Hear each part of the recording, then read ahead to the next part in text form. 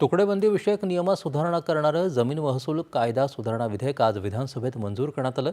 या सुधारणेमुळे तुकडेबंदी आणि गुंठेवारी या कायद्याचा भंग करण्यात आलेल्या घर तसंच जमीन मालकांच्या संबंधित मालमत्ता त्यांच्या नावे होऊ शकतील, अशी माहिती महसूल मंत्री चंद्रशेखर बावनकुळे यांनी यावेळी दिली।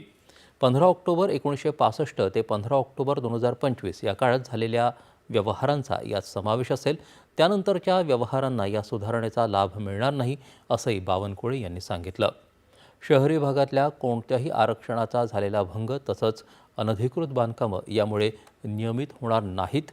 तसंच 7/12वर नावं घेण्यासाठी कुठलंही शुल्क आकारलं जाणार नाही, असंही बावनकुळे यांनी स्पष्ट केलं। सार्वजनिक विश्वस्त व्यवस्था कायद्यात बदल करून त्यात आता कायमस्वरूपी विश्वस्त आणि 5 वर्षांसाठी तात्पुरते विश्वस्त या सुधारणेसह व्यवस्थेतील सर्व वादांची सुनावणी केवळ धर्मादाय आयुक्त यांच्या कार्यालयातच होईल आणि नियमभंगासाठी दंड तसंच शिक्षेत सुधारणा अशा एकूण 3 सुधारणा करणारं विधेयक विधानसभेत मंजूर करण्यात आलं। राज्यातील महिला आणि बाल सुधारगृहात